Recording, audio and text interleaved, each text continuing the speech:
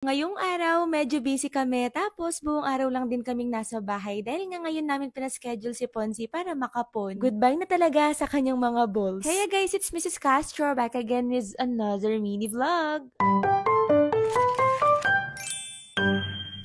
For today's vlog, time check 8 AM nga dyan nung magising kami dahil nga nandito na sila Doc. Kapag kasi nagpapakapon kami ng mga alaga namin, nagpapa-home service na lang din kami. Para na din hindi hassle sa mga fur babies namin at nandito lang sila sa bahay. Dahil nga natapos ng makapon si Amor at saka si Tabi, ngayon nga si Ponzi naman. After nga siyang injectionin, ayan nakatulog na siya tapos nawala na siya ng malay. Male cat nga si Ponzi kaya naman maliit lang din yung incision compare nung kay Amor dahil nga babae si Amor. At habang ino-opera nga tinatanggal yung mga balls ni Ponzi, tignan niyo si Tabi, nakikiisyoso pa dito. Sabi siguro niya, bro, tapos na ako dyan, ikaw naman. Mabilis lang din naman natapos at pagkatapos noon, pinasok na rin naman ulit si Ponzi dito sa kulungan niya. Kung first time yung magpapakapon ng mga alaga niyo, kakabahan kayo kasi tignan niyo itsura nila pagtapos. Yung tipong nakalabas talaga yung dila nila, pero okay lang naman yan sila, wala lang talagang malay. Nung kasi akong first time akong magpakapon ng cat, guys, naku, iniyakan ko talaga si Amor kung napanood niyo yun. Hindi kasi ako sanay na makita silang ganun, yung nangihina, walang malay, tapos nakalabas pa yung dila, na kung kakabahan ka talaga, pero normal lang pala yun. At para din naman sa kanila yon kasi after nilang makapon, tataba sila at masahaba yung buhay. Naku, kung makita nyo lang si Amor ngayon at saka si Tabi, ang tataba after makapon. Tulog pa nga si Ponce dyan, kaya naman ayan, nagtimpla muna ako dito ng kape ni Mr. Castro kasi nagpapatimpla siya. Pagka nagkakape nga to, black coffee lang yan, walang creamer, tapos walang sugar. Kaya ko naman humigop-higop nito, pero hindi ko kaya umubos ng isang tasa niyan. Diyos ko, napakapait. Pero si Mr. Castro as coffee lover, naku, minamani niya lang yan, wala yung pait sa kanya. Habang nagkakape nga kami, ayan ako naman, nagbukas na muna ng mga parcel dito. At after nga niya, nag-work lang kami, may mga finilapan, pinirmahan, at pinasa. At feeling nga namin, hindi na kami makakapagluto ng ulam ngayon dahil nga napakaraming ginagawa at busy talaga tong araw na to. Kaya habang nag-work kami dito sa table na to guys, pinag-uusapan talaga namin dyan kung ano uulamin namin ngayong lunch. Tapos nakapag-decide kami na bumili na lang muna ng lutong ulam. At habang may mga tinatapos kaming trabaho dito sa table na to, binabantayan namin sa gilid si Ponzi. Tinapos na rin naman namin agad to para matutukan din kasi namin siya. Nung una nga nilagay muna namin siya sa kwarto nung wala pa siyang malay at tignan niya naman nung nagkaroon na nagpupumilit ng lumabas. Kaso hindi pa kasi pwede hanggat nandun pa yung anesthesia kasi medyo malikot pa siya. Bumili na nga ng ulam si Mr. Castro dyan habang ako naman naglaba muna dito ng pantalon ko. O diba, ang dami kong pantalon yan, kung ano yung nasuot ko na favorite ko, yun ulit yung susuot ko. Meron kasi kaming lakad sa mga susunod na araw. Pagtapos ko ngang maglaba dyan, pumasok ako sa bahay tapos tignan nyo may malay na pala si Ponzi. Eto ngang si Tabi, parang kinakamusta siya. Sabi siguro niya, ang sakit ng balls mo no?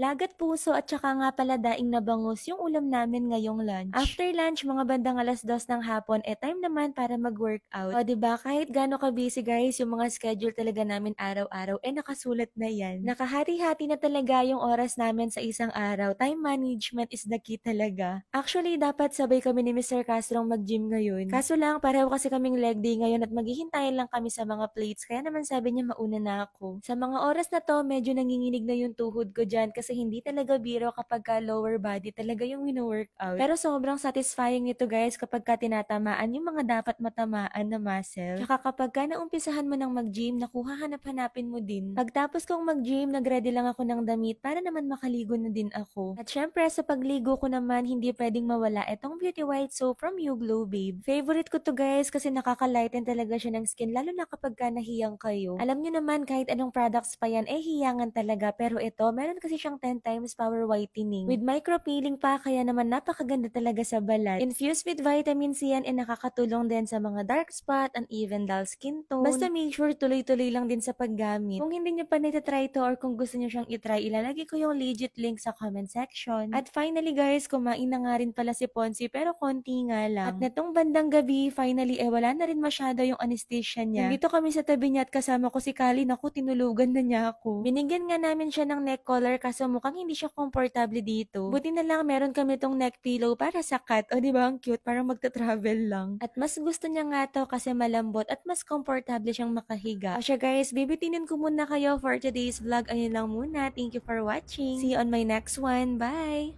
Mwah!